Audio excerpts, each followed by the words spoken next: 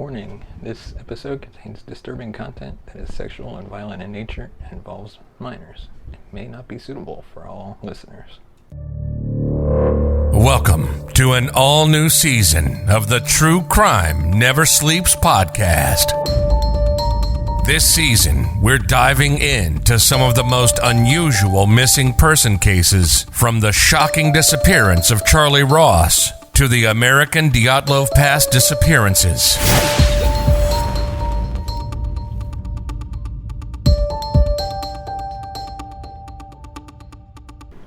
Welcome to the True Crime Never Sleeps podcast.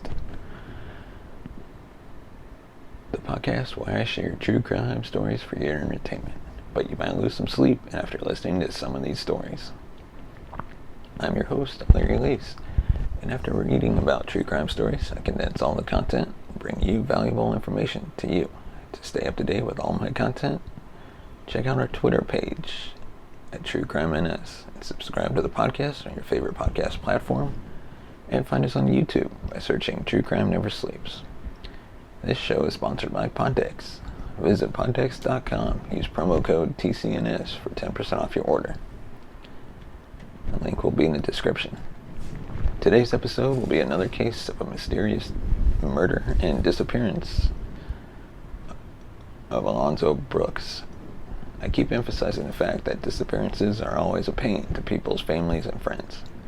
But unfortunately, even in today's age, they are still common. How can people simply disappear with no traces left behind? Who is capable of taking people away? What are the reasons behind such a horrible action like this one? I will not be able to answer all these questions clearly, but during today's episode, you will get to feel how awful this is and how bad of an impact it has on our society. You'll also be able to compare today's story to the previous disappearance stories we have covered in this podcast. Do white women disappearing get more attention than a black male? Why does that happen? We can even dive into social issues, but we will not today. If you'd like me to prepare a full episode about social dilemmas when dealing with crime, go over to my social media pages and leave us a message. My goal is to produce valuable and meaningful content for you. With no further delay, let's get into the death of Alonzo Brooks. Alonzo Tyree Brooks was born on May 21st, 1980 in Topeka, Kansas. He was the son of Billy Brooks Sr. and Maria Ramirez. He lived a pretty average childhood and adolescence. It is worth mentioning that he was a descendant of African American and Mexican. Unfortunately, a person with this background has it harder than the average American.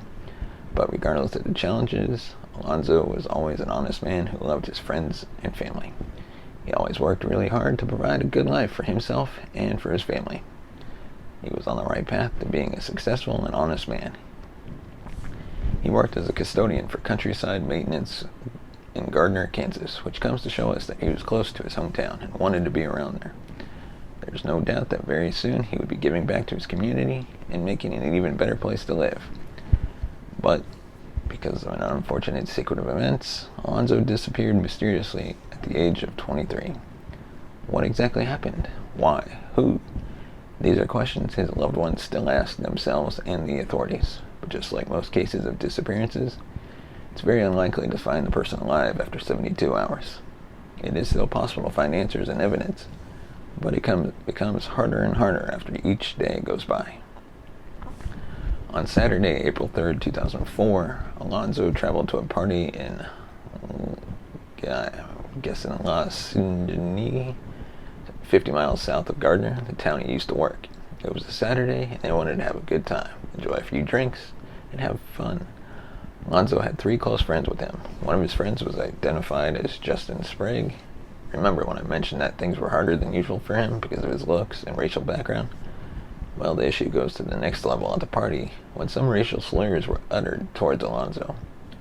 That was a quick change of vibe between people at the party. One minute they were all having a good time, and the next minute there's tension and aggressiveness in the environment between Alonzo, his friends, and the other individuals. The tension was down and the party continued. Alonzo's friend decided to leave the party, but Alonzo wanted to stay. So his friends left. Alonzo's friends assumed that he was going to return to Gardner at the end of the party, but Alonzo never made it back and was reported missing. Alonzo's family received the news and got worried. They wanted their boy back home and decided to go to search for him and talk to the local authorities. The local authorities noticed that the case was more intense than they thought because they were not able to find him or find any evidence, and they handed the case to the Kansas Bureau of Investigation. However, neither they nor the FBI were able to locate Alonzo. About a month later, on May 1st, 2004, Alonzo's family was allowed to go in person to search the property for their son. On the very first day of searching, Alonzo was found dead in the banks of Middle Creek, a place really close to the party he was last seen at. That is very odd because the authorities were searching for him ever since, which creates a few ways the story could go. It is very likely that he was held hostage somewhere around and ended up being killed and dumped on the banks. The people who did this did not care much about hiding the body or dumping him in a further away place. Some exams on the body did not indicate any broken bones. It did not show any signs of forced trauma or injury due to physical aggression. No signs of drowning were found since his lungs looked perfect. Therefore, the pathologist could not determine the cause of death. Relating back to the signs of a fight on that night and connecting with witnesses saying that Alonzo and a white woman were flirting, theories of a hate crime became stronger and stronger, but the true cause of death was never found.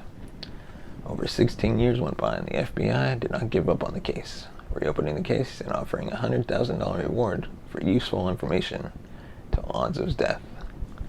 The FBI seemed determined to solve the case, so they exhumed his body in July of 2020 and was taken to Dover Air Force Base for a more in-depth investigation by highly trained professionals. The examiner concluded that Alonzo's death was not an accident and died due to a homicide. It was a very suspicious homicide. As a result, they could not scientifically find the true cause of his death. The FBI announced that they will do everything possible and keep working hard with the resources available to bring justice to the people responsible for Alonzo's death. Thank you for listening to this episode of the True Crime Never Sleeps podcast. Let us know your thoughts on this case and what do you think happened. You can send us a tweet at TrueCrimeNS. Like us on Facebook at True Crime Never Sleeps. And thanks for listening, and we'll see you next time. Thank you for listening to the True Crime Never Sleeps podcast. Follow us on Twitter at TrueCrimeNS. Like us on Facebook at True Crime Never Sleeps. Send us a voice message at anchor.fm/TrueCrimeNeverSleeps/message. Tune in next week for an all-new episode.